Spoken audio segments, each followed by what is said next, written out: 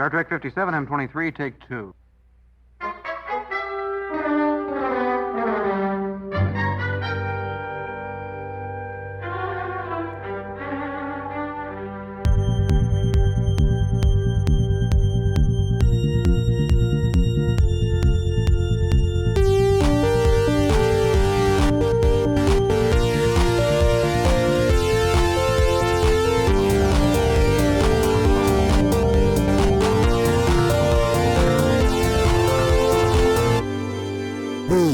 Star Trek Podcast. Welcome to the crew, Murf. Okay, let's plot a course 0. Where to? Yeah. Whew. Yeah. Man, there are a lot more stars than I thought. Let me guess. You haven't thought that far ahead. I'll figure something out. Only this time, he has help.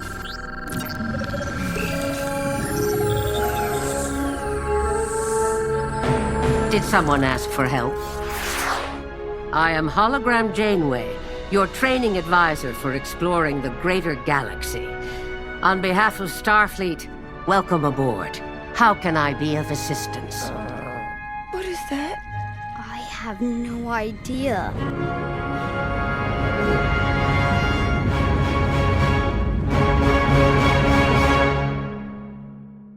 Initial impressions. What did you all think about this new entry in the Star Trek universe? Well, who wants to go first? It kind of looks like some of those Star Wars cartoons. Yes. The Clone Wars. Yeah, yes. like that. Yes. It's very Star Wars. And it's very kinetic, like Star Wars. Yeah. Like even like Star Wars movies. It's just super kinetic. That's a good word for it. Oh, thanks, dude. Yeah, Star Trek is often a little more stationary. Yeah, exactly. There's like a lot of action and a lot of suspense, and everything's moving and it's real quick. And one thing that sticks out in my mind is that Dreadnought guy or whatever near the end when he has a super gun. He basically starts transforming out of his arm, and that reminded me of Clone Wars, that cartoon or something. You know, Star Warsy. Clone Wars, that same kind of CGI kind of stuff. Transformers. I wrote a list. Well, yeah, they're Transformers too. I wrote a list of Star Warsy things. One was when the fugitive Zero talks to when he's talking to Dal's brain while Dal is in that cell, you know, before he breaks out and things start going. When it was playing music that sounded like it was off Tatooine from Star Wars. There are a lot of musical cues in this episode that seem to reference or at least pay homage to various movies and other things. But the Star Wars stuff is pretty heavy. I don't know how I feel about that yet. I enjoyed it. I had fun, right, in terms of initial impressions. But the Star Warsiness, especially in the first half of the episode, did kind of kept getting in my eyeballs a little bit. And you know what's funny is like Natalie was like said something about Yoda, and she was like, "Wait a minute, this is it was like a Freudian slip." So the Vow. She's like, maybe that guy's like Yoda. They don't know what species he is. The Vanuatu or Vanuatu, which is an island. Vauna-Cat. That was most blatantly Star Wars. Like to me, that looked like a Star. And the little the serious cute kitty, the little tiny orphan kitty. That was super Star Wars. That was like Anakin. That was some kind of Padawan something or other looking thing. It was a Caitian Padawan. Yeah. Mm-hmm. There were a lot of robes in this. There are a lot of shot styles, but some specific things. It's the Diviner has sort of like a blend between Darth Vader and the Emperor. The Watcher bots make sounds that are similar to the battle droids from the Star Wars prequels. There's a couple times where they're like, oh right. So yeah, to me they looked kind of like they were from the Matrix. Or they were some kind of Triceratops face with crabby spider legs and scorpion tails instead of horns or something. But I think there's something they specifically reminded me of in the way they looked. And I want to say it was the Matrix, but I'm maybe there was a couple things I couldn't put my finger on. Like Fugitive Zero looks like something I've seen before. The first thing I can think of is the Portal games. If you've ever played Portal, yes, but I didn't think of that. But I don't know if it's that quite is close enough of the fit. But maybe that's what I was thinking of. That might be it, but maybe there's something that more fits it more aptly. But like for something about the robots, yeah, the way they sounded was all bleep gloopy. Well, but they looked to me like some kind of Matrix. The Darth Grievous, Yes. that Dreadnought. and is sort of particularly acute, I think, in some ways. Instead of having a bunch of arms, though, he had a bunch of spider legs. He was kind of like a Watcher robot in a different form because they had these pointy spider legs and these stingers. And he was just kind of like an evolved, like a better version of those. But yeah, he had like multiple appendage kind of weird robot with this sort of sinister human sliminess. And I found the character interesting, but it was just a little distracting. The other thing was in that opening scene where Dal escapes and he goes through the rubble smashing thing. That was Attack of the Clones or whatever, where they're going through the factory. Right. Yes. It's like exactly the same kind of thing. I mean, not exactly. Obviously, it was a different context, but evocative of those things, which stood out to me. On the other hand, I watched this with my kids, and they were both very engaged by it, and they're not necessarily always engaged by this sort of thing. So I would say that for me, the jury's still out, but the first half of it, I was completely turned off by the first half. I was really super skeptical on the first half, but it started to get a little better near the end. And that's just the first watching. I watched it the second time, and knowing what sort of happens at the end,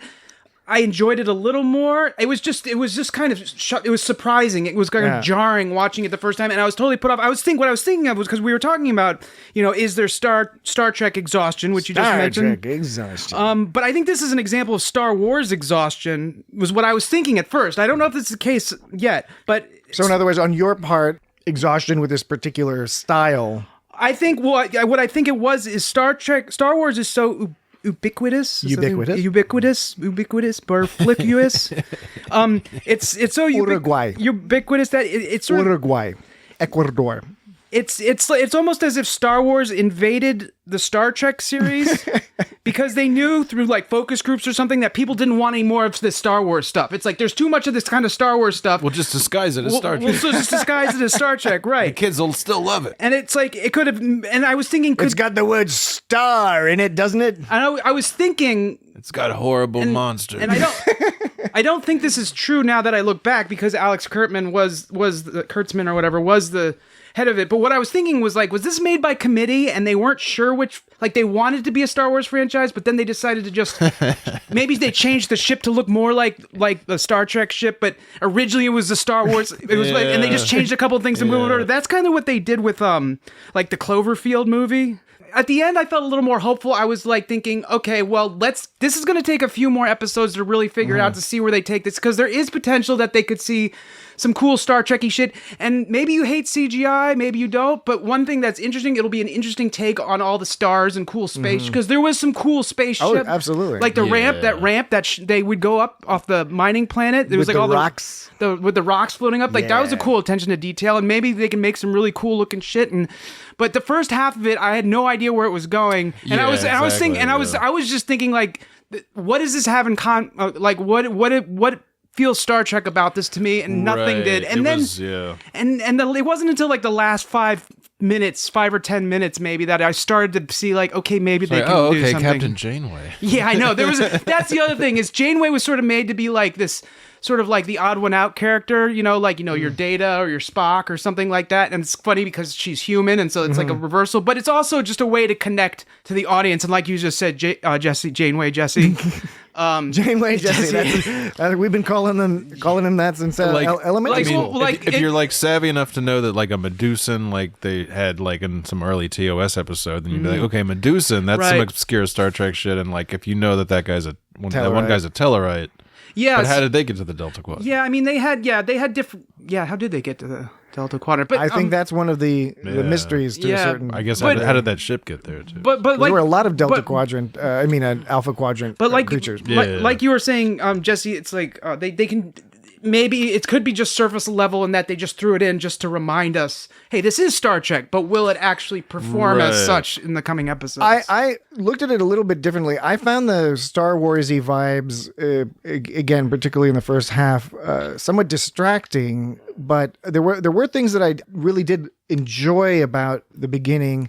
Normally we start these shows with Starfleet officers almost always Starfleet officers, or sometimes, there are some other people involved, like in Enterprise with the Vulcans or on Deep Space Nine with the Bajorans.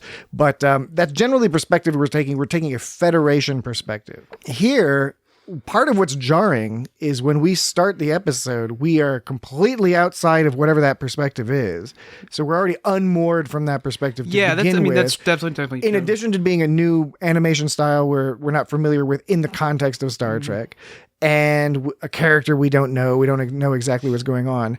So it was jarring, but it was sort of interesting to be like, okay, this show is going to be looking from outside of the Federation in, and they're going to kind of learn more about it, I guess, through flying the ship around, interacting with the Janeway hologram and all that. And that's why at the end I got a little hope for it, because I was hoping they would move in that direction, because I was afraid it was just going to be something totally detached, like from the Federation and all that stuff. The other thing that I thought was clever was that the character of Dal is introduced to us as sort of the protagonist, the main protagonist, but then all along the way during his little escape attempt, we meet all of the characters who are going to become a part of his crew, right? So in the process, we briefly meet them, and I thought that was a pretty good way to do it quickly. Right, to get to be efficient in terms of introducing those characters, but it made it sort of unexpected. To me that they became. Because a lot of times you can see the writing on the wall. You're going like, oh, they're going to get together. When I originally saw that Dal stole Jason Mantzoukas' the loader machine, thing, yeah. I was thinking like, man, that fucking character is going to get whipped and beaten up later for losing their equipment. That's fucked up. Why aren't they thinking about that? And then they meet up and they turn out to be part of the crew. So I was like, oh, okay, well that's cool then, I guess. But it's still kind of like, what are you supposed to think? That was a scene that was done comedically, and but I mean that's not the point I was getting at. There's the whole mystery we get introduced to with the Diviner, or he has a different name that I'm forgetting right now. I thought it was just a diviner. The Diviner, but when you look online, he has a name, Solum. Solum is his... Solum. It's the guy that played Denethor. Yeah, played by John Noble. Played Denethor, and he played... I'm the only Denethor. Yeah, he was on Fringe as well. Oh, it has Jamila Jamil from... Yes, totally. She wasn't in this episode, but... but she'll be in future episodes. What's it called? The Good Place. The Good Place, yeah. And Jason Mantzoukas is from The Good Place as well as Parks and Recreation and Brooklyn Nine-Nine and Big Mouth and The League and a lot of other brilliant stuff. Right. The introduction of the characters I thought was interesting. It was cool. Again, we're from sort of outside the perspective of things, seeing things go along. The mystery with the Diviner and his daughter Gwyn, in some ways it's a fairly standard setup of a ragtag group of people on the run from a big bad who has some mysterious purpose, and we're not sure what that is. But, John Noble is good. He's creepy and weird. His daughter's character is somewhat interesting to begin with. I kept thinking that was, at first, when she first got introduced, I was like, is that Nora Lum, a.k.a. Aquafina? No, it's not. And then for some reason, I thought Dal was Aquafina. I kept thinking people were Aquafina. They sounded like her. You're developing what if everybody was Aquafina? An extremely peculiar psychosis in which you just start believing that voice actors are Aquafina. I must be kind of like, she must be on my mind or something. Has she done a lot of voice acting? She's pretty cool. No, I think it's just... She was in the Raya the Last Dragon. She was good in that. I think it was because I watched a couple episodes of Nora from Queens. Oh, right. Recently, and I was like, there's something fascinating about her. And you've been having dreams about her. Mm-hmm. All right. Not really. No, I had a scary dream, but it wasn't about her. All right. People choking me. Oh, no. It was horrible. I woke up so shaken up. I was shaken up. You were all shook up. I was like, it was like 3 a.m. I woke up and I was like shaking and I was freaked out. And then 5 minutes, it took me 5 minutes late, to calm down. I was like, oh my God. I haven't had a dream like that in a long time. Yeah, me neither, man. It sucks. It does. It's horrifying. Yeah. Ooh, spooky Halloween episode. I thought I was going to die in my sleep. All right, so let's move along we're already starting to talk about the characters a little bit. So let's just go through the main characters that we were introduced to in this episode. You've got our first impressions. They're somewhat mixed. Tailbutt. Hopeful, open for the future. We'll see where things go. I definitely enjoyed it. My kids enjoyed it. But the characters, I was generally impressed with all their characters. I mean, they were all like interesting in their own little way, and I thought they were effectively introduced in terms of their characterization. I agree. But they had a rock alien called Rok-Tahk. Yes. A rock alien. Yes. So, you know what those reminded me of? A cross between the Gorons from Zelda Breath of the Wild and the Thing, like the monster, the Thing. It's like if those Gorons from those rock creatures from Mountain Doom and Breath of the Wild had more rocky skin. yeah, more lumps. More lumps. That's what Rok-Tahk You gotta have a ton of lumps. I was thinking what the is same this, thing. like Fred Flintstone? I don't know. Yeah, Rok-Tahk, it's too on the nose. It is too on the nose as a name. Now, what complicates this business is that her species is known as a Brickar. Oh no, I didn't know that. Which is also too on the nose, but it's not from this show. Apparently, that's a species that was introduced in the Star Trek novels. I forget. I think it was one of the ones with Worf in it. You're a good man, Mr. Worf. Or the one where Worf and Crusher go back to medieval times and fight in jousting events and stuff. I want to read some. No, it was a Miracle too. on 30 Wharf Street. You didn't just make that up. No, he didn't. It's a real book. Made that up. It's a real book. No, you're right. I didn't make it up. It's a real movie. It's a real book. Or what are we talking about? I saw that shit last year, dude. You guys are messing with me. It's got that guy. You're making fun of me. That was pretty good. That was a pretty good It's a joke. good Christmas. Well, he did a lot of It's Christmas got movies. that Cumberbatch guy. There was that other Christmas movie with Worf. It's a Wonderful Worf. It's a Worfable life. Oh yes, we can do this all night. Worf Saves Christmas. Yeah, that doesn't have quite the same ring to it. Yeah, Catch 20 Worf. No, that doesn't work. A Worfmas story. Yeah, that's Mine are so far bombing. I think yours are much more clever. How about Wharfies? It's like the Goonies. Wharfies. That is the Wharfies. Sounds like roofies. I don't like that. Yeah, I don't like that either. Revenge of the Wharfs. That could be a few different movies. All right, we'll get off this Worf kick and talk Empire about Strikes Worf. Rok-Tahk. Rok-Tahk. It's too on the nose. Brickar is too on the nose. But again, it was from the novels. However, I really did like I like the twist for the character, where you think the character, they play with your expectations and you think the character is some beastly creature, and it's actually a nice little girl, presumably. It is played by the actress Riley Alazraki. And she's 10 years old. And that shocked me because I thought that she did a great job, because I thought it was just an older person putting on a, young person voice, a kid voice. Like when she was all like, I'm big, not dumb. Yeah. Although I was I wasn't sure. It almost sounded like it was sarcastic, but I don't think it was played to be sarcastic when she was like, do you have telepathic powers too? I don't want to be like, making fun of someone, but You'd think a 10-year-old rock creature raised primarily in a prison colony should know better than to think that somebody has actual telepathic powers. well, I would just think like they would say it and sound less I don't know, All right. excited about it. My audience mark it down. Dan is Oh man, criticizing a 10-year-old. I know. Oh god, Who did a great I job. didn't. No, she did a fantastic You're job. a monster. I think that she did the best job anyone could have with that line. It's not her fault. I will say this is evidence. It's not your fault. It is evidence that Dan has no bias in his nitpicking critique.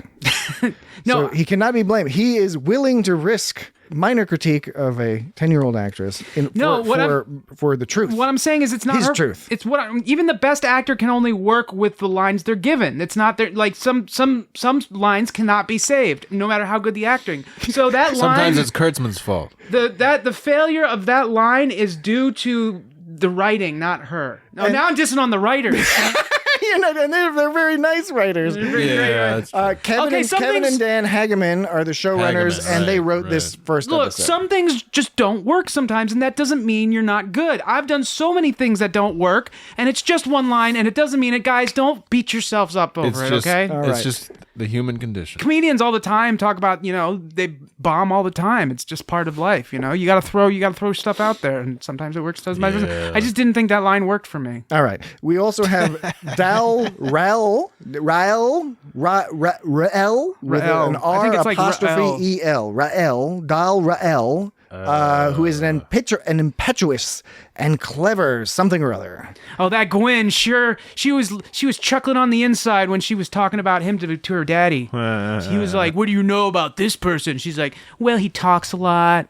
He's good at a couple things. I couldn't think of anything that character, Dal, like that character reminded me. It didn't remind me, like the other characters reminded me of something. That I couldn't. Sometimes when Dal speaks, he reminds me of Daryl from Bob's Burgers. Oh, when he's like kind of whiny. But what about the character? Some people thought it was Aziz Ansari. That's what I thought. Like Daryl for like a couple seconds, I was like, wait a minute. I was like, nah. It's not. Well, you know how we talked about Dreadnought was kind of like Grievous, and the Diviner had this influence. Like what? Dal didn't seem to have any other Sonic the Hedgehog character. Little Sonic the Hedgehog in there. Sonic the Hedgehog, maybe. With the haircut. You know, maybe? I can. And you know what? If that's It's got a rat tail. He's always on the move. I can see that, and if that's the closest one you got, then that's pretty good. Because like, I think that's not. He has a secret cocaine addiction, just like Sonic. Yeah, but he's really good at hiding it and just getting through the day. So I think that's a character well done. Then, if the closest. That's why Sonic was always chasing those coins because he needed to feed his cocaine habit. That's right. Show's always moving. It's like that song about doing, like I do coke so I can make more money so I can buy more coke. You know that song? No, I don't. That's what it's about. Sonic the Hedgehog. Okay. He gets the rings to buy the cocaine. He needs the cocaine to get the rings. Who's buying cocaine at the speed he's going at?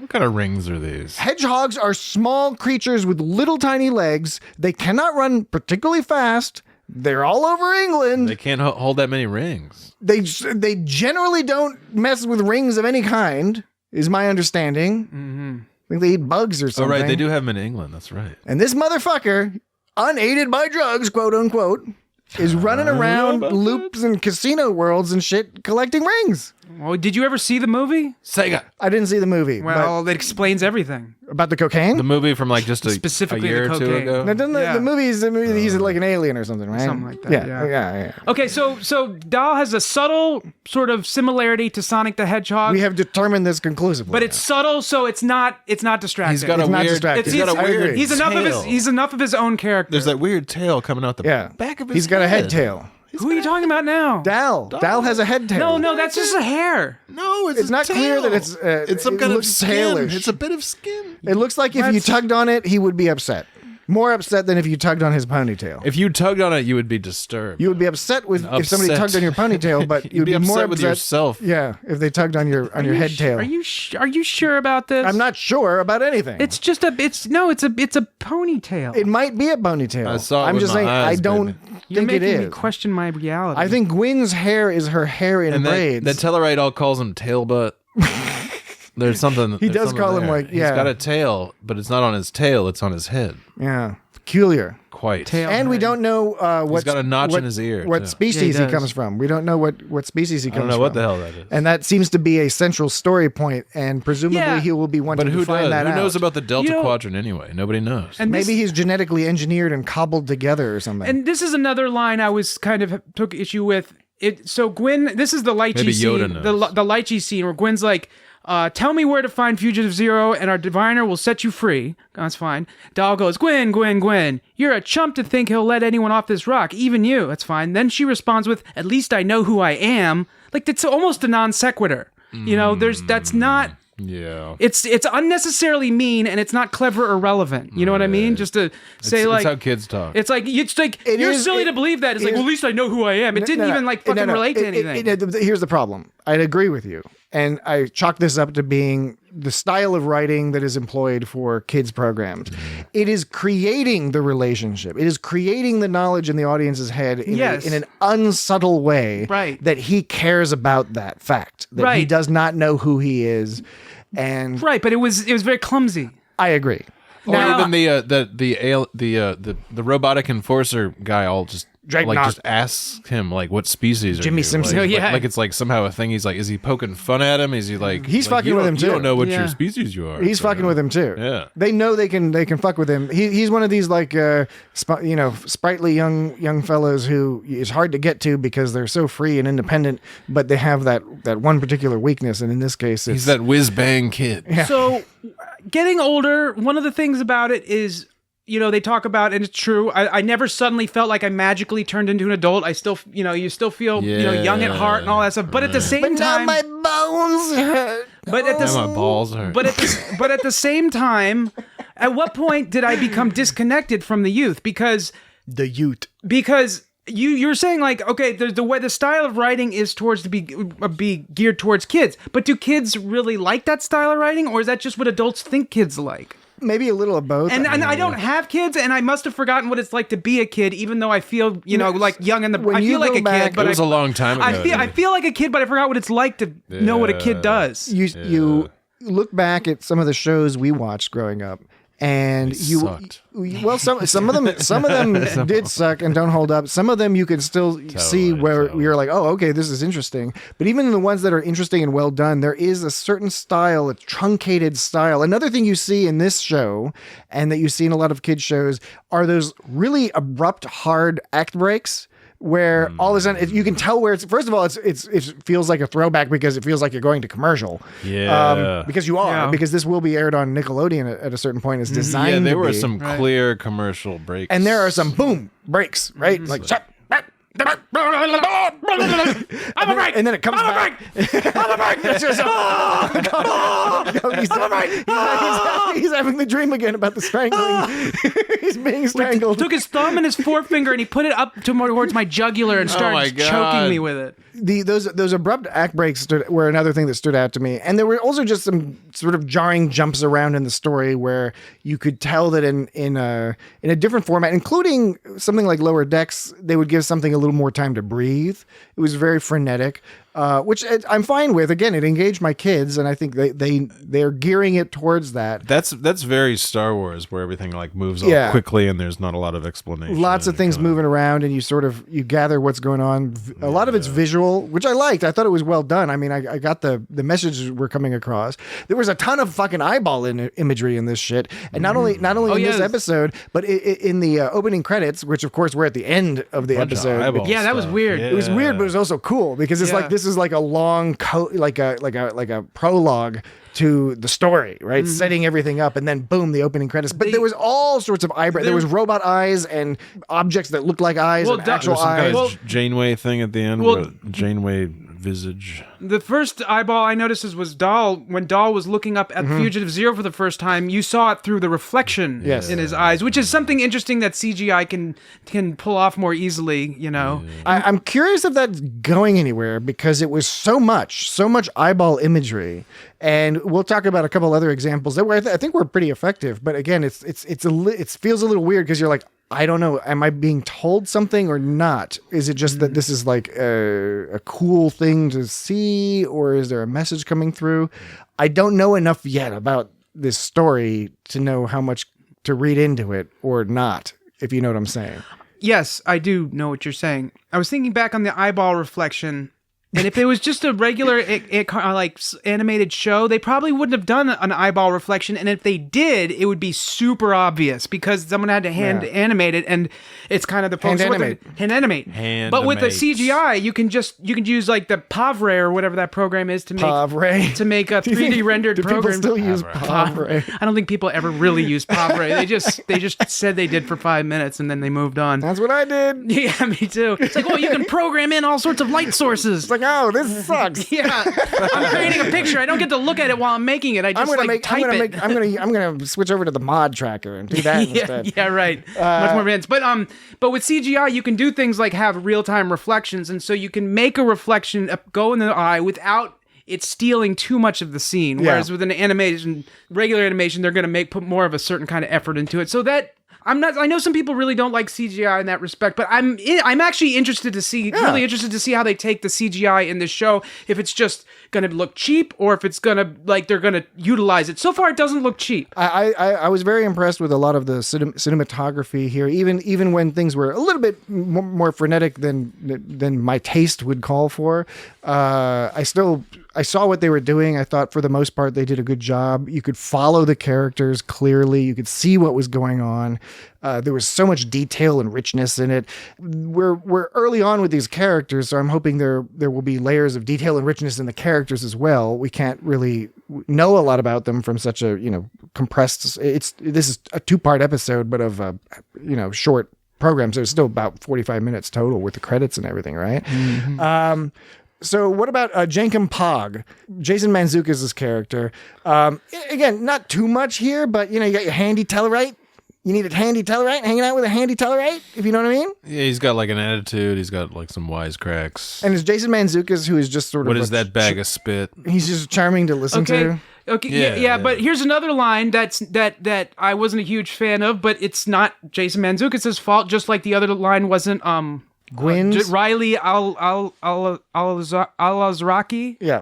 When they were escaping the place and then he goes, "We got phasers, baby." I thought that was pretty stupid, but like that's not his fault, and maybe that's just writing towards... It's a kid's thing again. I chalk that up to a kid's thing. So maybe they're both. Maybe it's just meant for someone else. He does the voice like super goofy. And okay, you know what it is? It's also this is you have to remember, this is intended not only for kids, but in theory it's intended for kids who are not very familiar with Star Trek. And I like the idea of introducing Star Trek. And so they've got to explain the things to them. Wait till they have to explain the transporter. So I think one of the reasons this bothers me about the kids writing thing is it's a certain insecurity I have about...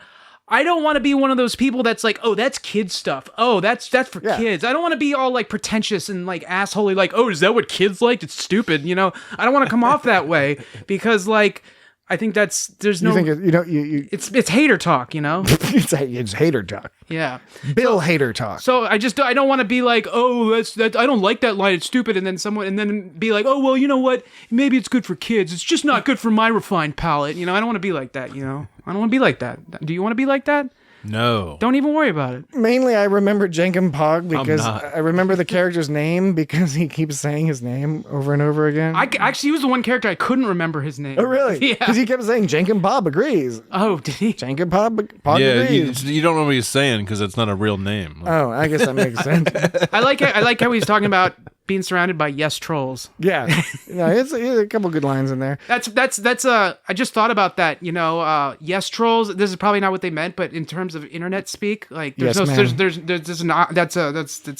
oxymoron, right? A yes troll.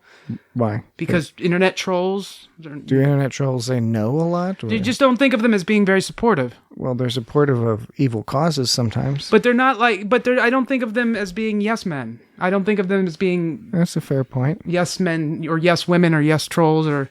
But maybe they are, to the evil thing. Here's a segue for you. I just think of trolls saying what you said and just saying the opposite just to fuck with you. Gotcha. What do you think about Gwyn? And trolls are like yes trolls because the trolls on the internet. Gwyn, I thought that sounded like Nora Lum, aka Aquafina. Yeah, you explained this earlier. Just for that one line, that one part with the cute kitty Anakin. Where she was talking about her vagina? Yeah. My. For those who don't know, Aquafina partly rose to fame for a song about her called "My Vag." Yeah, it's a very good song. She deserves all the accolades she gets. It's not a dirty song. No, it is not well, don't play it in front of your boss. Yeah. In fact, I think she got fired for making it because her boss saw really? it. Yeah, fired her. I heard that story. I don't know if it's apocryphal or not, but So okay, what do I think of Gwyn? I don't really have an opinion of Gwyn. I liked her cool sword. Yes. She has a cool sword. She seems like she's gonna end up doing the right thing. She seems on the fence, but she still seems to lean towards the diviners, and it seems like it's in some ways. It's like a daddy issue thing, which I don't think that's the direction they're really going. But they're traipsing close to it. There's something about her. I don't know if it's loyalty or seeking the respect of her father or something, because she seems very proud when she has the discussion with her dad and he takes her side as opposed to Dreadnought's side, and she sort of rubs it in Dreadnought's face. It was fine. I like that there's a connection, a familial connection to the bad guy that can offer some complications along the way in terms of the storyline.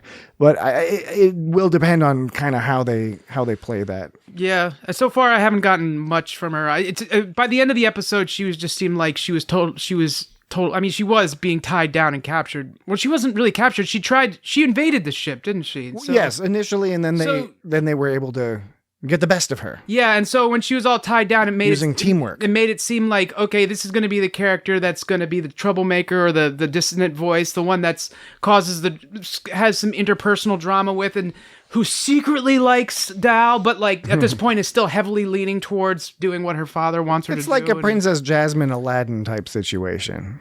Is it? Yeah, Aladdin's the impetuous poor guy. Yeah, but Jasmine was never out to get Aladdin. Yeah, but you're saying she's out to get him. I was saying that they were, I thought you were saying that there would be this sort of forbidden romance between them. No, I meant more. No, I mean, I thought it would be more like just she's going to be a voice of dissonance in the whole situation. So you're saying I haven't topped my Sonic and Dal comparison? Not yet. The Aladdin and Jasmine comparison between Dal and Gwyn, it's not good. You're saying it's not good. I mean, the Sonic one You're was saying better. it doesn't apply.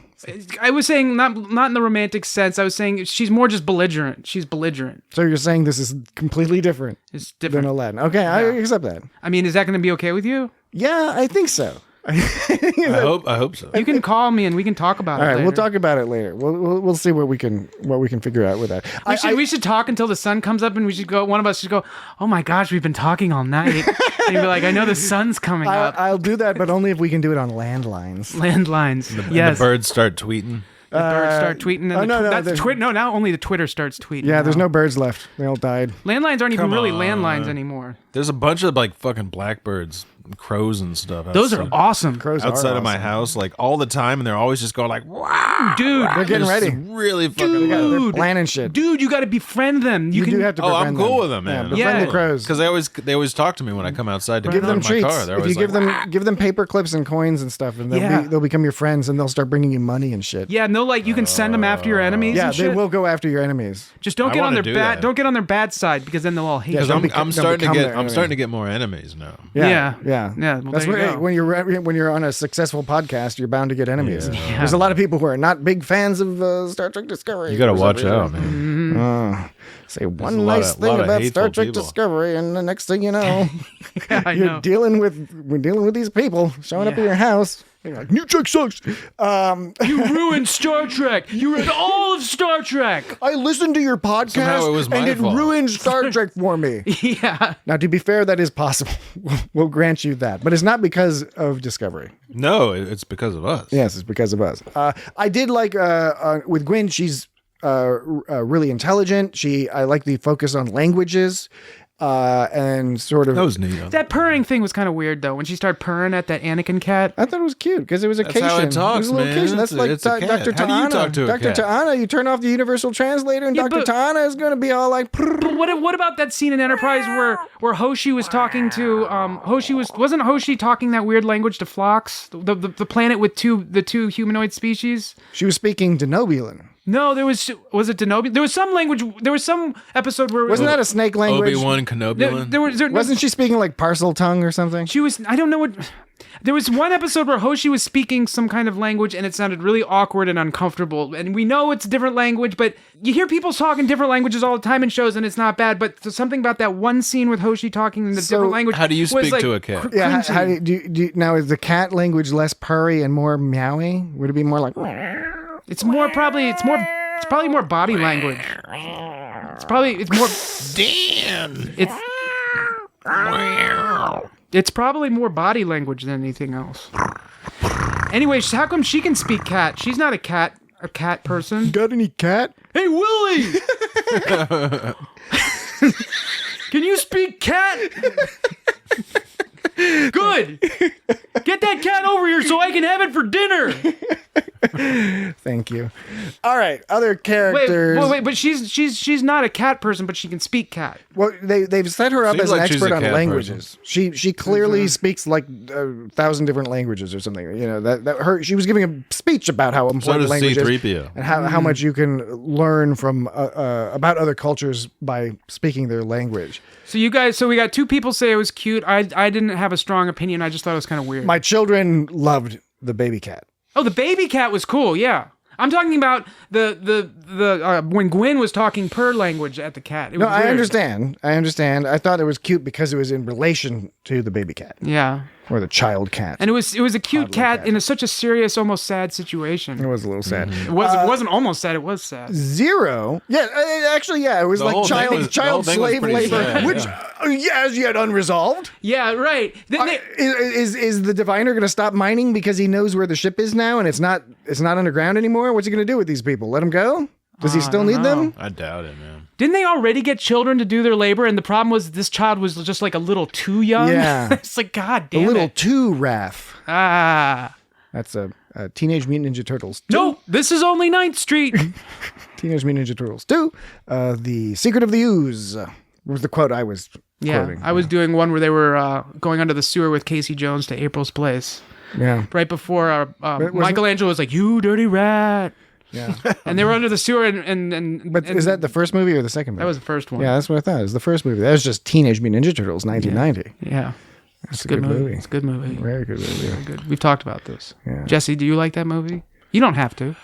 I do like it. It's not one I've seen a lot, but when I see it, it's a good movie to watch. I think it's a great movie, and it pairs well. Totally worth watching. It if pairs anyone well. At home has not seen that movie because they're too young, they should see that movie because they're not 40 years old. It's Jim Henson stuff. It's awesome. It's very well done, and tonally and temporally, it pairs very well with fried green tomatoes. Just gonna say. Okay. Just gonna say they make for a good double feature. You and your fried green tomatoes. And the sauce. The world and my fried green tomatoes. I mean, I believe that you like fried green tomatoes, but do you really like it as much as you say you do? I don't know. Maybe you should come Oh, over and man. watch it one day. And, Trap. We'll see. We'll see what you think. I would trust you to give it an honest. Have you ever honest had opinion. fried green tomatoes? They're pretty good. I have. I really. Oh, they're quite nice. Quite like Yeah. it. I I didn't knew- have them until after seeing the movie. I knew Jesse'd dig it the most, though. Yeah, no, fried green tomatoes are good if they're done properly. Yeah, you got to Be done properly. We talked about Rok-Tahk, who I liked. Backtack? The name is not great. What about Murf? Murf Is pretty happy. I like how Murf is great. Wait, what's Jason Mantzoukas' character's name? Jan Graython Tolar. He called him a bag of spit. Yeah. He looked like What is this? What is that bag of spit? he looked like a Loch Ness monster glop if or it something. wasn't a kid show, he'd just call him a bag of shit. Yeah. Well, he was like I said, he's a glop, a gloppy glop. And he eats, What do you think he is? And Do you have any thoughts what he might be? And he eats like he eats like Nibbler from Futurama. That's his deal. He's a cute thing that eats like a bunch of stuff. Remember Nibbler on Futurama? He was the pet that ate dark matter. Yeah. It's like him. Is he like part of the gooey continuum? Or The gooey continuum. The Dominion. He's one of those slimes from the Dragon Warrior games. People are trying to figure out. And there by the time this podcast comes out, there may be confirmation. Or he's but- one of those games where you hit the slime and it splits into two different slimes, and you have to keep hitting them, and they keep like Castlevania or something. I never liked any game that had that mechanic in it. I know, that was really I think it obnoxious. should have been Zelda. It's hateful. too. I don't like ice levels either. So when you're sliding around, slipping and sliding. Fuck ice levels. Worse than water levels. But the writers of the show, or the showrunners of the show, suggested that Murf, because people were asking, what the hell is Murf? Oh, is he a founder? Is he a changeling? That's what I already Jesse said was that. suggesting. Oh, What did I say? The goo from the continuum? You said the gooey. made some You shit said the up. gooey continuum. I did not associate I that thought you with. said like the goo conglomerate or something. Yeah. I did not associate that with that. It's The Uzi Syndicate. I was taking a lot of poetic license. With That's it. the founders, right? Yes, the founders. That's The founders of whom I was speaking. lead the Dominion. So people were asking, and the writers said they didn't give an answer, but they said it is something known, and they think in their argument. I don't know how valid this is or not. That it's it's like the deepest cut, the deepest reference, the super deep Easter egg reference or whatever. Is it like that tar creature that killed Tasha Yar? Who knows? Could be maybe it's the baby form of that. I hadn't Maybe it's a thought of baby that. What's his name? Al. Something. They prank, Al. They, His name is Al. Al Roker. They prank called him in Lower Decks, right? Yeah, I can't remember. His name was not Al. Armis. Albert. No, but I know his name wasn't Al. I was just trying to sound out the name. The top suggestion that I've seen thus far on the internet, with a capital I, internet, 1990s internet, All right. was a Danubian slime devil. Oh. And a Danubian slime devil is an insult that was hurled by Korak or Korax. I think Korax is his name. Yeah. In The Trouble with Tribbles, when he was trying to start a fight with them at the bar, Scotty and Chekhov and the random stunt guy. So, and it was also, by the way, by extension, it was in That's the show with Trials and Tribulations. Arn Darvin. Yeah, Trials and So- Tribulations also had that scene in it. Oh, by the way, we on this podcast, we talked about The Trouble with Tribbles in episode 66, and we talked about Trials and Tribulations in episode 68. well, you put 4 of those numbers together, 3 of them are 666. Doesn't that mean something? No. This is episode 101. I only said 2 numbers. I You said 66 and 68. Oh, yeah, there's 2 6s in 66. Shit. Yeah, you fucked up. I'm having one of those nights. So it's just one It's of the them. beast, One of those So brain nights. so it's you're saying it's such a deep cut that we've never seen it. It was just like referenced briefly. It's merely but a suggestion out there on the ether, on the ethernet. What are you talking about? This Danubian slime devil, but it might be a yes, yes. Danubian slime devil. to me, I said this already, but it looks like a Loch Space Station K7 It looks like if a Loch Ness with the Quadrotriticale. it looks like if a Loch Ness monster was a gloopy gloop. That's what it looks like. Yeah, but also blue and translucent. Yeah, but I mean that's You think that's part of it? That goes without saying. I mean that's incidental. It doesn't. It doesn't go without saying, but it is incidental. Yeah. Gotcha. All right, that's Murf. He's played by Dee Bradley Baker. It's interesting because I'm curious if we're going to hear more from Murf, because so far it's mostly like Glebes and Gloops, but Dee Bradley Baker is like one of the most prominent voice actors out there. He's probably most famous for being Klaus on American Dad, The Fish. I mean, not most famous, but really? Okay. but he's also, he's Gravity Falls, Steven Universe, Phineas and Ferb, SpongeBob and SquarePants, Avatar: The Last Airbender. He was on The Legend of Korra. He's done a ton of video games too. He did Halo and what else was it? Like Gears of War, Destiny, Overreach. He did a lot of voices for those. He did Starfleet Command 3, which is a video game that I've never played.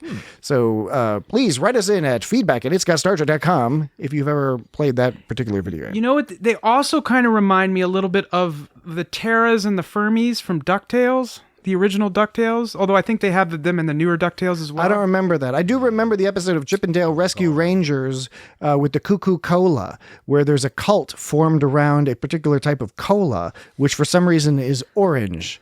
And Chip and Dale have to... It's like Joe versus the volcano. Deal with this cult. Yeah, there is a lot of similarity to Joe versus the volcano. Another reference, signiant portion of our listeners that was kind of a will not understand. That was kind of a non sequitur. Exactly. That didn't have much to do with anything, did it? Yeah, and it had to do with you mentioned just- DuckTales, so we're I just mentioned, talking, I man. mentioned Chip and Dale. We're just shooting the shit out They were all of it. part of the same, Disney block of programming. I was mentioning the Terras and the Fermis because that's kind of what Murf looked like. The Terras and the Fermis, it's when Scrooge, they were like they roll around in their games. Through games they turn into these balls and they roll around and they hit the shit and it causes earthquakes. And they did it right under Scrooge Well, I just whistled at the mic. they did it right under Scrooge's money bin and they cracked the money bin and right. all his gold all fell out, yeah. and so he had to go find his money again. And there was all these Terras and Fermis and they were good guys. Did they take the number one dime, or did he leave the? Oh, the number one dime. Isn't that? He has that? Does he have this number one dime in the bin, or is it like on the wall somewhere? I forget. Or is It's got DuckTales. I bet it's like. I don't think it does. I bet it's like in this money bin. He just knows how to find it every time. Yeah, I think that's the deal. But it seems to be. Yeah, it's like in there, but it's under glass. Yeah, but So, anyways, yeah, they were good guys. They didn't. I don't think they meant to fuck with Scrooge's money bin, but that's what they look like. That's what happened. But Cuckoo Cola, no, I don't remember that episode. So we're even. That actually surprises me. I didn't watch a lot of Chip and Dales. I watched some. It's on Disney Plus. It was okay. Rescue Rangers. Check out the Cuckoo Cola episode. That's to Dan and the rest of the audience. Go on Disney I did Plus. watch it. I watched about as much. But watch that specific episode. I watched about as much of that as I did Tailspin. I watched DuckTales. I watched more Tailspin. I watched more Tailspin. Since I'll we've check it out. gone wildly out of our format here, What were we talking about? again? we're talking about the character Murf. Oh, yes, Murf. Murf the Squirt. Murf, I think we've finished up with Murf. Hologram Janeway, there isn't much to say about yet.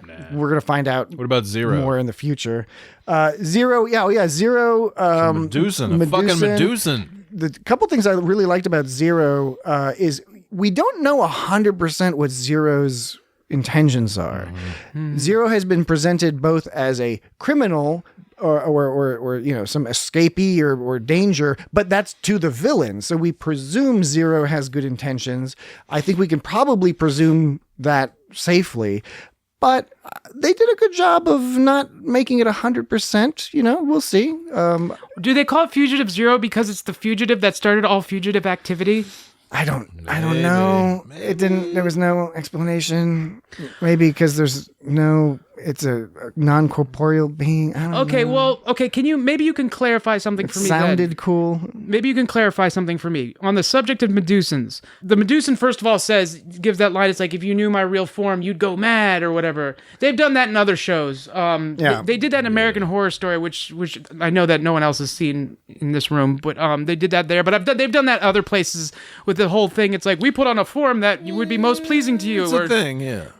That kind of thing. So it's a thing, which is fine. No worries. That's fine. I'm all about that. But what they did... No worries. Don't even worry about it. Don't even worry. When Zero was talking about like how it got tortured. They got tortured. Sorry.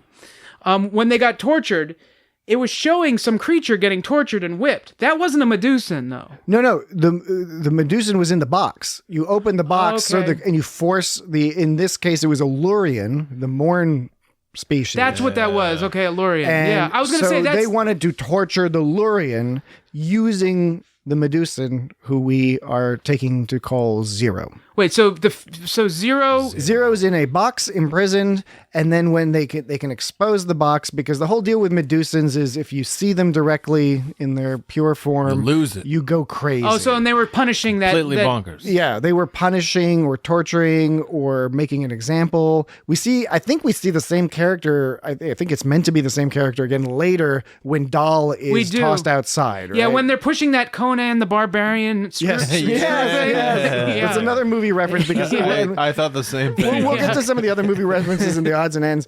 But I think the last character to talk about, because Hologram Janeway, again, we'll learn more later, but there's the USS Protostar, which is the ship. And again, we don't know a lot yet, but it's the ships in Star Trek, they are a character. They take on a character. It's a smaller kind of ship. The scale was a little bit of an issue. It seemed kind of fat though. If it was middle fat, it was fat. It had a big middle fat. It had middle fat. Middle fat. It was all bulky in the middle. Your hand motions make me think you're describing a delicious, sandwich. or a cake, a delicious cake. A delicious squishy cake. That looked like a cake. It takes 20 people to operate, or 37 appendages, depending on the species. I want to know more about the scale of the ship because 20 times 2 is 40. So because of the shape of the ship and because of the association with Janeway, ship shape. My brain basically puts it into a zone of being Voyager size. Yeah, it looks like a Voyager ship. And Voyager is not a huge ship. It's not a tiny ship. It's got that weird pointy.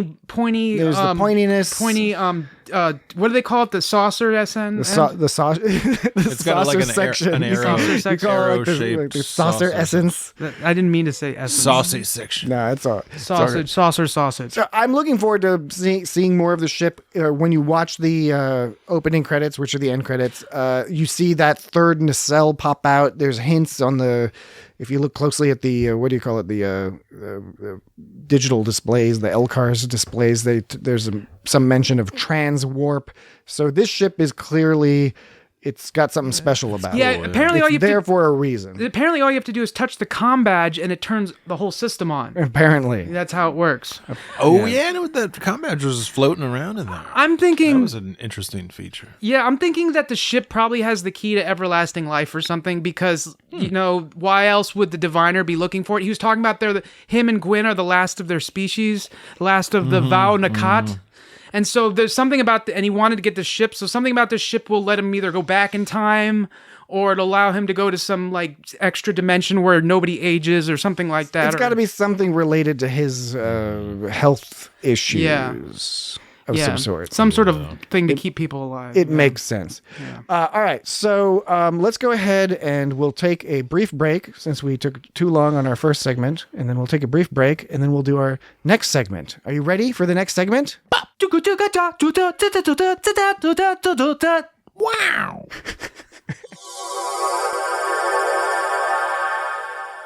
Okay. And we're back. We are back from our extensive break. And what now? I got a lot done. I read 3 books. 3 books. I invented something. I fell off a house. Did you fall in and out of love? I ran over an orange. I ran over an orange, yes. All they had were mandarins, no clementines. I was pissed off. Yeah, that sucks. All right, this will be a short segment, but let's just talk briefly about the plot. The plot is well executed, but fairly straightforward. It's a person on the run, escape. He's our scrappy hero. He meets some friends along the way. Teamwork helps them get through a serious situation, and future adventure awaits. It's basically your ragtag band of misfits who are brought together despite having disparate backgrounds, although they all share having been imprisoned in this place, in this mining colony for a bit, so they've got something to talk about, and going off on adventures and being chased by some bad guy. What do you think? Is this a fine plot? Is it appropriate for this age group? Does it aggravate you that it's a little simplistic, or do you think it still has room to grow and play around? Well, I mean, how much does the premise really matter if the rest of the show is good? I mean, the premise, That's a good question. And remember, one of our minor complaints about Voyager has been that it sort of abandoned its premise pretty quickly. Yes, they were in the Delta Quadrant and trying to find their way home, but the drama between the Maquis and Starfleet elements of this crew were not played up as much as they could have been, or as they were telegraphed to be, right? Although the show would have been probably better if they kept the premise at the same time, they still did a lot of great stuff. Some good stuff, yeah. So that's why I marked it as a minor complaint. But here's the thing, though: the Voyager ended up being just TNG Part 2, basically. Yeah. And so this has not set itself up. Prodigy's not set itself up to be like that. Yeah, so it doesn't have to be a complex premise, but just a perspective that's, an interesting perspective, maybe. I don't know. But that's maybe more important. I don't know what's more important. Depends, is the diviner going to chase them? Yeah. Does he have the means of chasing them? Presumably. We don't he's got all them crystals. Presume he's got stuff, but does he have big Chimera ships crystals to chase them down? Man, they were mining those fucking geodes. They should have just gone to the gift shop and bought the geodes I there. know, yeah. Yeah, they're really expensive at the gift shop, though. Yeah. Yes, and the thing is, I could see going and starting your own mine, because the Gwyn character is the hostage and she's the odd character out. Is she just gonna in the next episode she's just gonna be their best friend? Right, that's a good question, right? Because she seemed really belligerent. She seemed extra. There was a moment where you saw some admiration for Dal when the diviner was asking her about Dal. She was like, you could tell part of her liked Dal, and we were talking about the tension or whatever that might be between. There is that, but they fucking kidnapped her. Yeah, so. Well, she kind of brought that on herself. Yeah. But at the end of the episode, she was super belligerent, and so it didn't seem like she was a big fan of them at that point. But like you said, are they going to abandon that completely next episode and suddenly she's their best friend? Well, with Gwyn, we see there are a couple of key character points throughout this first episode or two-part episode. First, of course, the language thing that I mentioned before. That's an important character moment. The moment where she takes the Cation child, but refuses to pay the Kazon and orders him not to bring back any children that young. And I didn't notice that the first time. The second time is the second and third time I watched the episode is when I really paid attention to the fact that she didn't pay the guy. Yeah, I didn't even notice that. Because she has that. There's like a cart full of glowing. I don't know. It looks pretty awesome and valuable. It looks like it's meant to be payment because he says, "I'll give you this cat child for half price," and she puts her hand near it as if she's going to pick some up and give it to him, and then she just takes her hand away and starts yelling at him in Kazon language, right? I think that was we find out that's Chimerian back when because Dal, when the rocks fell. We find out it was. Did you mean to speak Temerian at that point? Yeah, it could be that's what it was, and they're trading refined version of that. Whatever it was payment. It was the Kazon was coming to get payment for that baby. My Temerian joke worked. Yes, I do. People can write in at feedback@StarTrek.com and let us know if it worked. I knew it was. Do you think the setup was too forced? It's getting a little too forced now. Okay. So she had valuable stuff. I think it was Chimerian, because they were mentioning But that stuff. the main point is that she refused Yeah. payment and took the product effectively. Yeah. She took and was, Which is kind of a dick move, but I mean, she did. it's slavery. I mean, clearly she's been involved in it before, but the point is that she is running up against the boundaries of her morals. Yeah. She has let them slip before. She's clearly facilitated this slave trade for workers in previous incidents, but this was one thing too far. As you noted, they mentioned they already have quote unquote orphans and criminals, and orphans necessarily implies some measure of youth, but she is saying that this particular offering was way too young. Don't do it again. Don't do it. You can bring other kids, but 13 and up. None of this baby kitten bullshit. But the point is that it's demonstrating that there is a boundary to her morals. Yeah, she's definitely going to turn good by at some point. She's got that situation with her father where she seems to be, wanting to make him proud, but also starting to get some independence and champing at the bit because he's holding her on this leash by basically imprisoning her on this asteroid, whatever this mining colony is, right? Tars Lamora. Yeah, the Tars Lamora prison colony. And it's interesting they call it a prison colony and not a mining colony, even though they're mostly mining, but it's not unusual necessarily to have prisoners mine, at least in the stereotype of how prisons are run in awful ways, sort of like the... Who else is going to fucking mine it? Yeah, but like Rura Pente, the Klingon prison. They're also all chipping away at the fucking walls all day, doing God knows what. We see that we see that with her, that there are some boundaries there. And then when she interacts with Dal, we see that there is some playfulness there. And particularly later, when she comes to the ship, she finally finds them on the Protostar. And Dal offers to take her with him and puts out his hand in offering. And that's one of those times it zooms in on her eyeball. And, eyeball. And you see her, they did a good job animating the emotion in the sense that she actually wants to go with them because he's offering her the stars and she wants to go with him, but it's too late because she's already in on the plan. She's part of the plan to find them. And all those watcher robots are suddenly, creeping up behind her. And Dreadnought shows up, Jimmy Simpson from Always Sunny in Philadelphia and Westworld. Played Dreadnought. Oh, shit. So that's another interesting aspect where there's a tension between what she feels she's supposed to do and what she wants to do that's being revealed there. Again, another style of Star Trek series might have played a little bit, let that breathe a little bit more, but they still conveyed it here.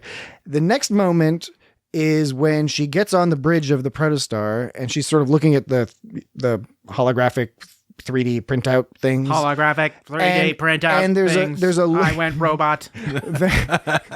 There is. I am Vicky from Small Wonder. Small Wonder. Wasn't there an episode where she was growing pot? She was stealing pot, yeah. Oh, dealing pot or stealing pot? Dealing pot. Which is cooler, dealing pot or stealing pot? Or maybe she was... I want our young listeners to make the right decision here. Or I think she got a free sample that looked like it was at least an ounce of... Did it make smoke? Free sample? I think that's what the deal was. Who's giving out free samples? I don't know. He was giving out free ounces of weed. Yeah. In the 1980s, did smoke come out her ears? No, she never actually smoked it. She tried to hide it in a potted plant. I remember the potted plant. And she put it in wrong. And the plant was all crooked. What a bullshit robot. Yeah. Oh, she sucks. Dude. Data would have done that. Data would not have done that. It was around similar time frame. Data knows how to smoke weed. Jesus. He's fully functional. Yeah. know, God right? damn it. It's ridiculous. It's a ridiculous of a robot that likes to smoke weed. Smokes weed, has sex, Fuck the emotion chip, Data. Just grab a split. starts playing the violin. But yeah, so we see a look of wonder on her face when she's looking at that, wonder and engagement and curiosity about this ship and the data. She's interested in the data. She sees the ship and smiles. She's interested in the ship, but it's when she sees that data, right? Again, connecting to her being characterized as an intelligent, inquisitive person.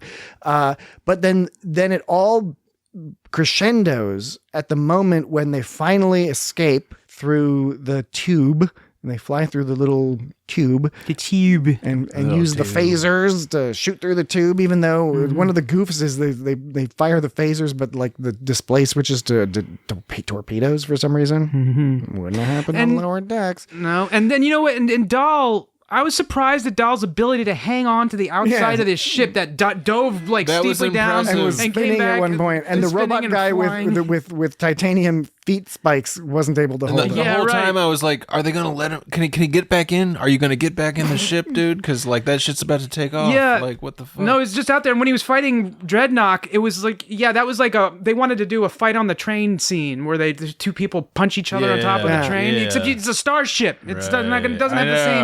know, I- But you're right. Yeah, he somehow fell off. That whole sequence was sort and of then he went half- under a waterfall. I was like, fuck, what the fuck? You went under Yeah. a waterfall? I mean, I thought the waterfall thing looked Oh, no. cool. It looked Water. awesome, but it was like totally It's ridiculous. like, why is it there? It was, Why, it was like he would part- have fallen off. He would have fallen off. Yeah, but that was with like all a Star water. Trek. Yeah. That was like a Star Trek Beyond Too style, slippery. you know, like or Star Trek Into Dark. You know, like this sort of J.J. Abrams Star Trek with the ship flying through water or coming up out of water. Yeah, but nobody was hanging on the outside. Just a trying to- visual gag. Like Yes, that you're much right. water would squish you or something. Yeah, but it all comes down to it's a slippery ship. He They just finally slip right off of that motherfucker. Damn right. They escape and burst out into the actual universe, past the shields and all the refuse in the He's atmosphere. all of that pointing thing. up into the sky. And Yeah. I was legitimately moved by Gwyn looking out and opening her eyes Yeah. and seeing the stars. And again, it was another eyeball shot, but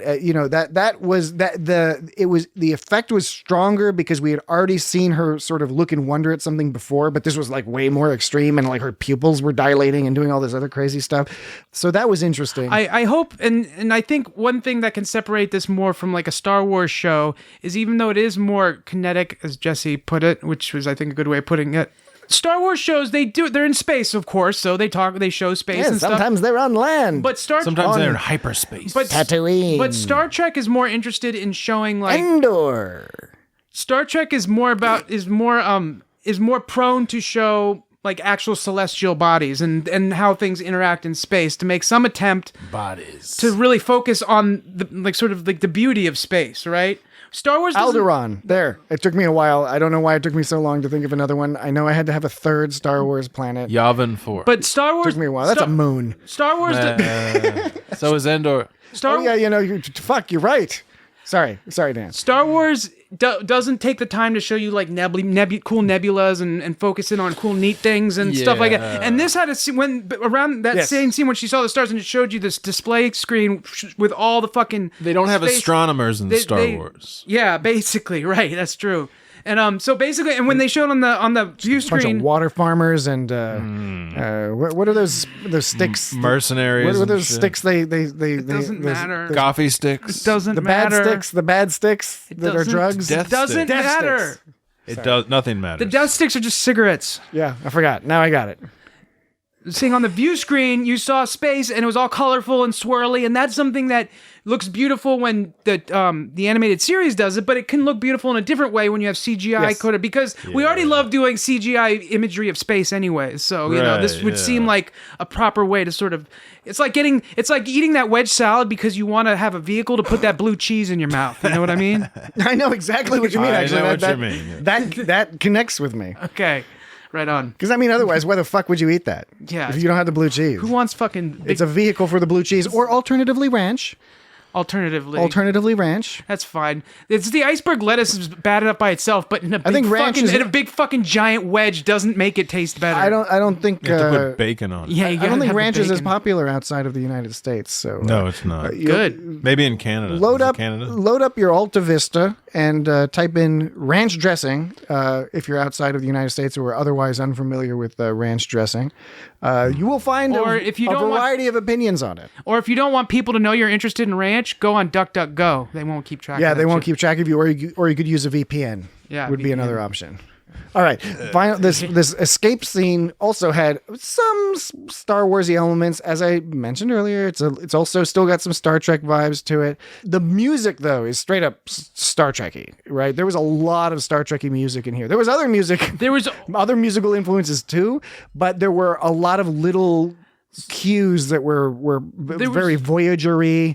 Well, I only noticed one Voyager cue when they powered up the ship. There was a tiny little Voyager fanfare. It was a rearrangement. Yeah, and I couldn't tell if it was because it was like, oh, Janeway's coming later, or because somehow the ship is related to Voyager. Like, you know what I mean? Like, why did they play the Voyager cue? Was it because that ship somehow has something to do with Voyager, or was it simply because, oh, well, Janeway's coming later? I felt it was more, it was less of a pure Voyager cue, because it wasn't a straight up Voyager cue. It was more of an evocative of a Voyager I think cue. there was like, it was similar horns. I think there was like the first few notes were directly Voyager, but it quickly diverged to something else. And what it did, it was an unresolved, the initial, if you only have a 2 or 3 notes and then it's unresolved and you don't get that conclusion to the melody, it creates a tension in the mind. It seemed to me that it was a direct Voyager reference to me. All right. Real briefly, where do you think this is going to go? We don't know a lot about this. We know we've read the press and stuff, but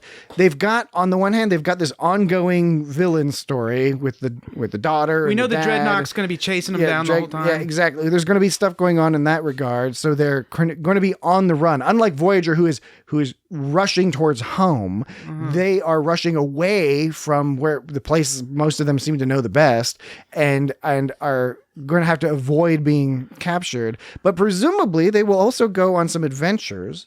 I think some of those must be related to adventures about finding out who they are, right? With Dal being the most clear version of that, but Zero's got something going on. Zero wanted to get on the ship for some reason. Maybe just to escape, but I kind of get the vibe that there's something more going on there. Zero wanted that specific ship. Well, I imagine they're going to start learning more about Starfleet as than the Federation as time goes on. Do you think that will influence Gwyn, because her father clearly was concerned about her having any? Right. He must know that she might be into that style of governance. And one of the questions is they will get into adventures, but what form will they take? Will it be like The Mandalorian, where it's like Old West kind of showing up from out of town, learns all about this culture around him, does some cool shit, and then goes on to the next, like that kind of story? Or is it going to be all stories that it's like, okay, they chased him, then they did this, then they did this, then they went to this planet to get away from him, then this person helped them get off that planet, then they went to the next planet, oh, and then they found this other person that helped him, but first they had to get this person that do that, and is it all going to be sequential, like, okay, or every reason they go, is it all just going to be running from him? It could be that they only occasionally re-reference the fact that they're on the run. I mean, they're always on the run, but maybe we don't. Maybe there are specific episodes that are more acutely about, like, oh shit, we have to do this to avoid the person. But then a few episodes where they're just meeting some friendly villagers. Yeah, right. I bet there's an episode where like they figure out where Murf is from, and there's a whole Murf-centered episode. They're gonna save that for like season 13. Yeah, it'll be down the road. A very special Star Trek Prodigy. Yeah, that's Universal Translator can't speak Murf. Visit his planet or something, or a bunch of Murfs. Yeah, a bunch of Murfs. Mo Murfs. You guys is a bunch of Murfs. Maybe find out that they're just Smurfs and they're spelling it wrong. They did have a Smurf head. They were kind of Smurf hat. Maybe if you put the Smurf hat on a Murf, that's what activates it to congeal into a Smurf. It turns into a Smurf, and it's all like Pappy Smurf. It just just congeals into a Smurf. How on Murf you find out what you're worth on your home. And then you get Smurfed and Smurf this and Smurf that. All right. Let's take another break. Let's move on. Take another break, and then we will conclude. It's another break on the this podcast. Episode in which we will talk about some odds and ends, some nooks and crannies, as I like to call them. We'll enter the wormhole, and then we'll discuss what we will be talking about. We're going to get deep in the crannies next week and the nooks. All right, we'll be right back.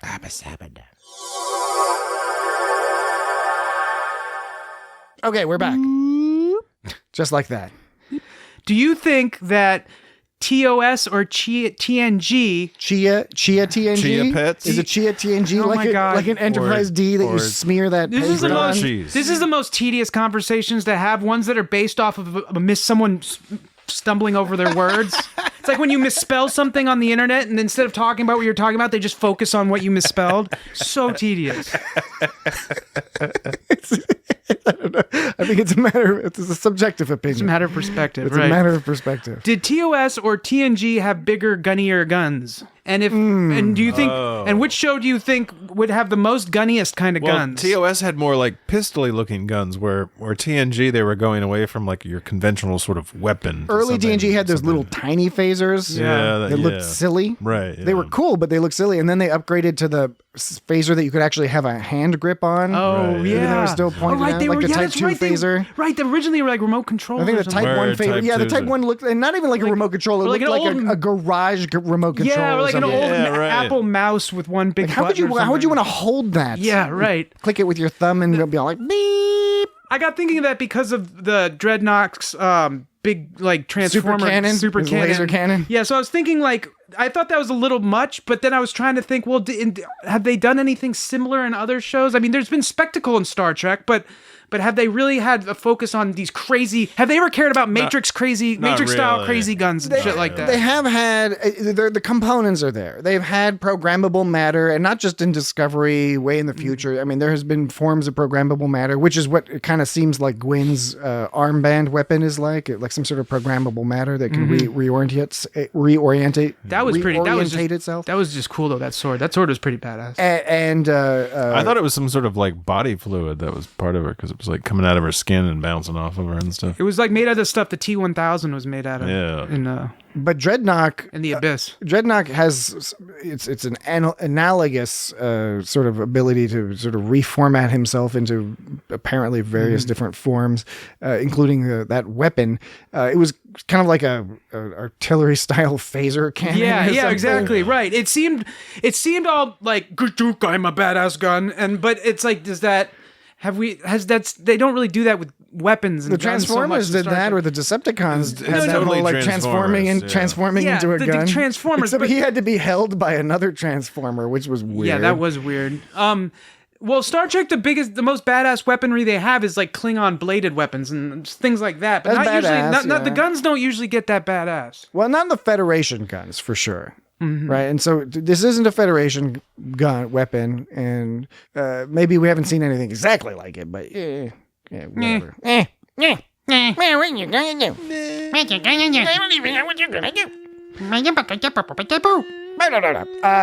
Odds and ends. Any particular odds and ends on this episode? Loose bits and pieces. Northwest crevasse. Northwest crevasse. Yeah, it's ice. Is ice mean it's crevasse and a crevice is rock? Is that how it works? One of them is one's. It makes sense to me. Isn't one and one's the I'm other? believing you. It's like stalactites You're telling and me stuff stalagmites. and I'm believing Yeah. you. Crevasse, I think, is with ice. Crevice versus crevasse. Ricky Crevice. Crevices are cracks or splits caused by a fracture of rock, while a crevasse is a deep fracture in a glacier or ice sheet. I was right. Oh shit! Fuck dude. you. Oh, Mr. Physical Science. I do seem to recall we all agreed with you.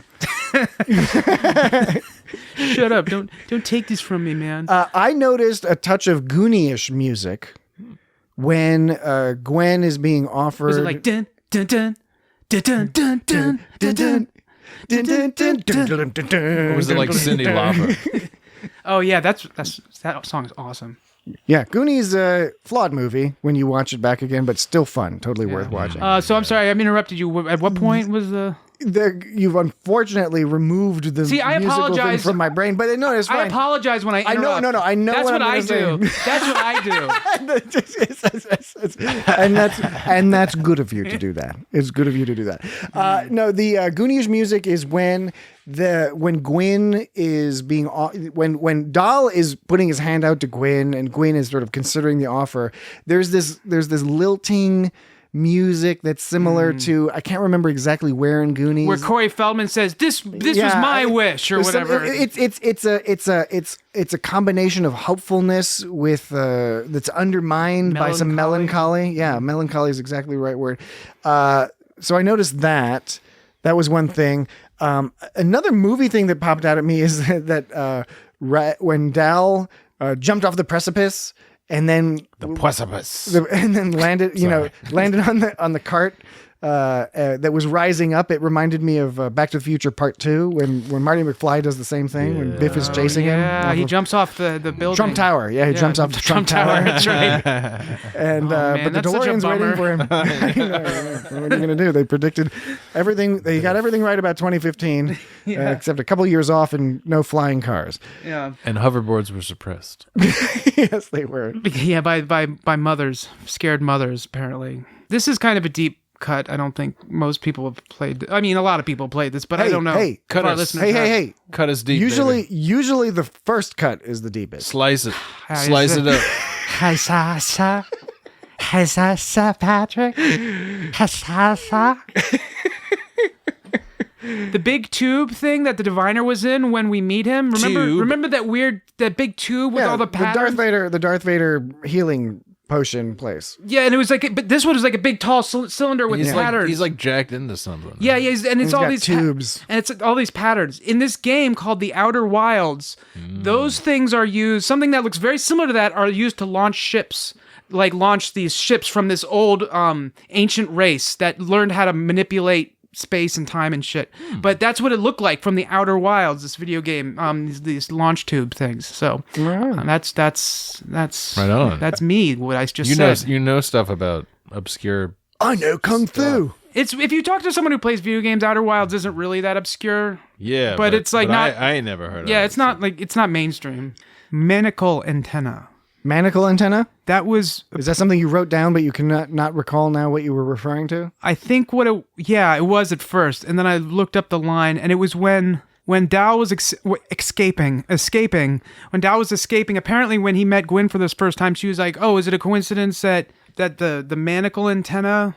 She goes, I didn't think that far ahead, but I would have figured it out, referring to why he tried to launch out on a freighter or whatever, And she's like, I saw my chance, so I took it. And she goes, so it was just chance you escaped at the very moment Fugitive Zero sabotaged the manacle antenna.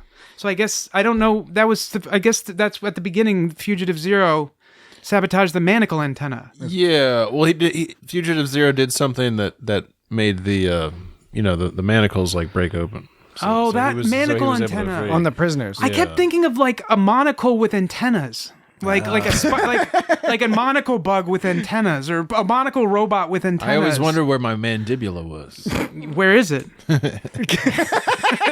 He's not going to tell you. He's still wondering. He's still wondering. It's a lifelong. I'm still wondering. It's a lifelong journey. I don't know why I didn't put that together, but that totally is what it is. It's for the manacles that they wear. Manacles that they wear. All right. I thought it was some weird thing. Any other? There's Boobabs, that part where Zero's all like, where's the beef? Where's my hand? Like all of a sudden he's just missing a hand. Like.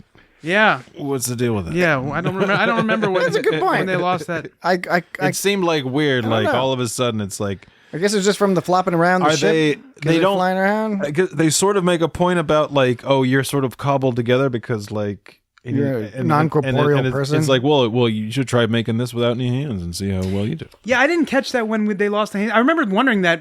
Both times being like, oh, I missed it when they lost his hand again. I don't know when it happened. Because all of a sudden he's just like, has anybody seen my hand? Yeah. And it's just like, well, how did you lose? Like, I was How'd you lose kind it? of confused by that. How'd you lose it? Where did it go? All right, two more odds and ends. Two more. Okay, Pick the two best ones. Okay, I'll pick my two best ones.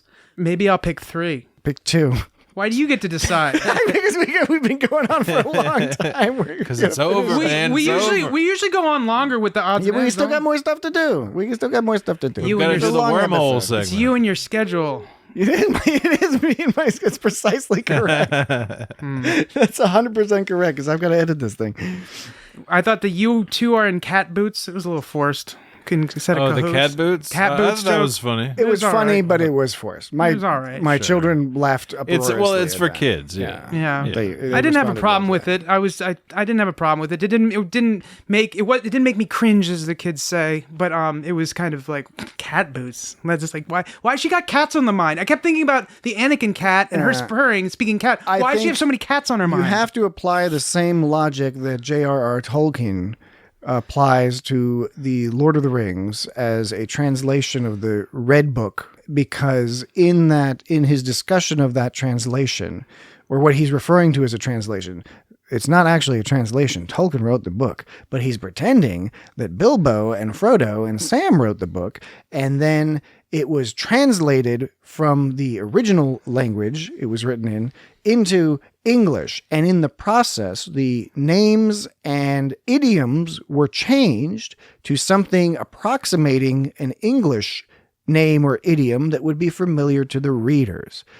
That is the only way I can handle this cat boots joke, because otherwise the cahoots, it's a very specific linguistic joke that relies in both sides of this equation on the English language specifically. Yeah. So my presumption is that this is a translation of Bilbo's original work, and so they're translating the idiom, and it was some other joke in whatever original languages they would be speaking out in space in the Delta Quadrant. Yeah, but once again, I think that's fair, and I just like to add to it. Why is it with the cat themes? There's the like I said, there's the Anakin cat at the beginning. She's purring at the beginning. Now she's talking about cat boots. Does she have some secret thing with cats? I think today is officially, isn't it like a National Cat Day or something? Well, then that would explain it. But no, the episode came out yesterday. But it's like a Halloween episode. They don't always come out on Halloween. Yeah, they often come I hate when they come after Halloween. That bums me out. It's ridiculous. Last one, I only had two more, so you got away with it this time. Like, I'm so threatening. I like the safety video they were watching. Do you remember the safety video? Yes, the safety video was very fun. It was like holding the zapper and getting crushed by a rock. That's bad. Walking off a cliff, that's bad. Yeah. But tying your ankles together with someone else, that's good. Right. He's like, there's a lot of X's down there. Yeah, right. So that was, I thought that was fun. Yeah, I really liked that as well. And the animation was cute. And the concepts conveyed in the animation were cute. I like the idea. I just in general, that scene was pretty good. It was fun. It was something that clearly was designed for children to enjoy, but I totally enjoyed it. I totally as well. got it too. All right, so let's go ahead and finish up the episode with a quick dive into the wormhole. Into the wormhole. The wormhole. And this is a Reddit post I dug up. It was posted 3 years ago. Reddit. Intriguingly enough, in the subreddit on relationship advice. We weren't doing the podcast 3 years We were ago. not. This is ancient news. But somebody posted this in relationship advice. This is the original post, very mildly edited for grammar and to make sense in some parts, because this is written by a young person. I don't know exactly. I think there may be 14 or something, but it's written by a young person. This was, and you were searching through Google and you found this from 3 years ago.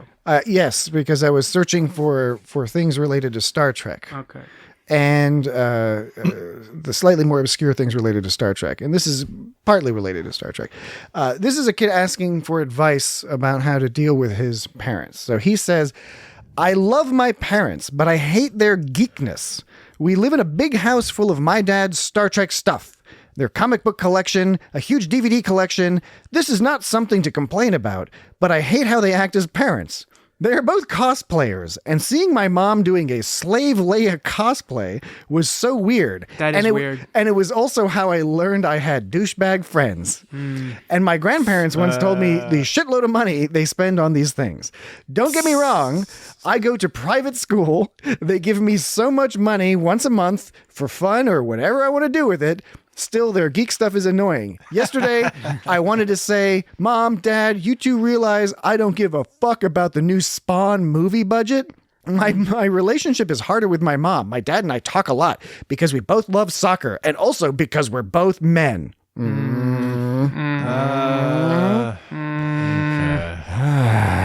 My dad see where this is going. My dad does cosplay too, but my mom is a female and posts on her social media, and some kids from my school follow her and see her doing Black Canary and Rogue from X-Men. I can't say I find the last I can't say I find The Last Jedi cool without my dad explaining to me exactly why it's terrible. A lot of gifts they give me are related to their interests. I love my parents. I don't want them to just quit their interests because of my feelings, but the simple truth is, I cannot relate to them. What advice? What advice would you have to this young? Who is this guy's parents, and can we hang out with them? Yeah, I know the parents are fucking badass. it's interesting about I can talk to my dad more because he's a male and I'm a male, because I think there's plenty of people who just as easily find it easier to talk to their mom. Yes. Than their Absolutely. dad. So it seems like that's or different things. It's like different people to it's like their different dad topics or whatever. The sons not relating to their dads, and dad is very common. Just look at Hank and Bobby Hill, but they still love each other. I think he needs to go away to college and leave his parents alone. I think he's not cool enough for his parents. No, he's not. I can respect though that seeing his mom in a slave Leia costume could potentially be a little weird. I think he's got to lighten up. And having yeah. Well, okay, and having your friends like be douchey about it, it's like you got to learn that your friends are douches sooner than later. Yeah. But yeah, you're right. At some point he'll lighten up about it, but maybe he's just too hung up in his grade school game right now and worried about, because the thing is how parents love to embarrass their kids, because your parents don't get embarrassed because they stop giving a fuck about that shit theoretically. But to kids, it's like so important not to get embarrassed, Right, so yeah. I get nervous about the whole thing with his dad is like, okay, all right, it's a little odd, but okay, whatever. The referencing to his mother being a female. Yeah. Is he a Ferengi? Human female. This is the thing. This is the only thing he can relate to from his parents, like geekdom, is like Ferengi culture. Maybe that's how they get him in. They'll show him Prophet and Lace or some other bullshit. So I don't know. This was 3 years ago. Hopefully, this person didn't grow into an incel or some other badness. Going that way. No guarantees. At least they're asking for advice, And then at least they're being honest, and he's saying like, I love. aggravated by my parents. He's just being honest, he loves them. He doesn't sound like he's being bratty about it. He's got to find something that he's into that annoys them. Yeah, that's really the only. I mean, The bratty part was where he's like, I go to private school. They give me so much money once a month for whatever I want. Okay. I mean, that's the problem is he's describing these awesome parents who do cosplay and like geeky stuff and give him lots of money and pay for him to go to private school and let him do whatever he wants and spend his money on whatever he wants. He loves them, but he's aggravated unreasonably by them. Yes, I think it's a slightly unreasonable aggravation. So maybe we'll find this Reddit poster's handle. We should get an update. We'll track him down and we'll get an update. What we'll do is we'll just do a scan of Reddit comments left by this person in the intervening time and see if we can find any trends qualitatively. We'll do a little qualitative analysis on his post history. I love about his dad going into why The Last Jedi is terrible. Yeah. It's kind of awesome. It's pretty It's brilliant. like, that's a badass thing. It's like, that's a badass conversation. I wish I could have had those conversations like that with my parents though. So like, me too. I know I'm not him. Granted, I liked The Last Jedi personally. It was the only one I liked, I think, really. I liked the episode 7 the most, and then Last Jedi I didn't like, and then the last one was just a bunch of nonsense to me. But Hardly remember it. yeah, hardly knew her. Yeah. So I mean, maybe it's not fair because I don't have the same interest as this kid does, but I would love to have had parents like that. So that's not saying he should love to have parents like that, because we all like different things, but that would have been so awesome because to be able to relate on that level. You made me think of Craig on South Park saying, like, if my parents dressed up in cosplay, that'd be so cool. he doesn't realize what he has, I think. And that's true of a lot of children. Yeah. So, all right. So we'll do more of this. American children. We'll do more of this in the future, going in the wormhole. If you if you come across any interesting Star Trek related stuff Future worms. on the internet, news stories, I was disappointed because I did a bunch of searches that were like along the lines of like Star Trek and arrest, because I was hoping I wanted to get some story about some wacko who got arrested, and then it turns out, I don't know, they thought they were Commander Riker or something, but to no avail.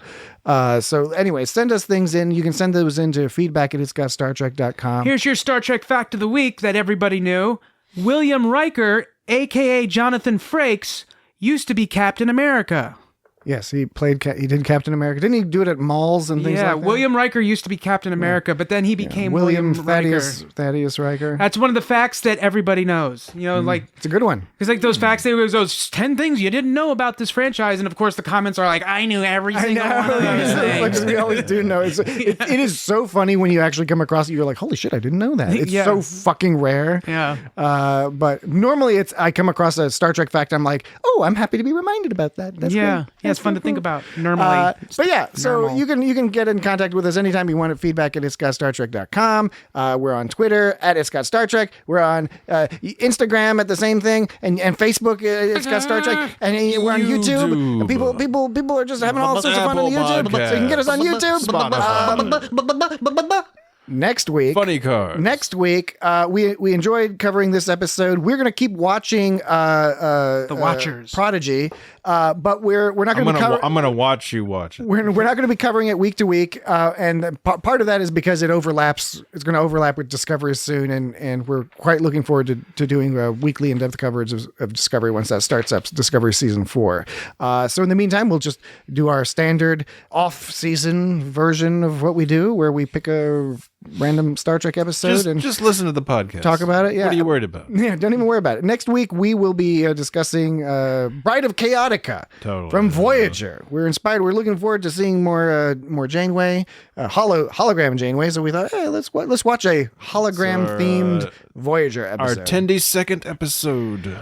10-second? Is Tendi. 102? Yes. Does that mean, is that an official term for 102? I just made it up. Oh, 10-second. It's only a, Tendi second. Oh, like Tendi third, Tendi fourth. Just like 11D, but with 10. Yeah. I didn't get it at first either. Now it just sounds like Tendi from Lower Decks. It's a Lower Decks reference. It's a homophone. Yeah. And I don't entirely get it. But Bride of Chaotica next week. That's Voyager Season 5, Episode 12. For those of you who need to dial it into your streaming services or whatnot.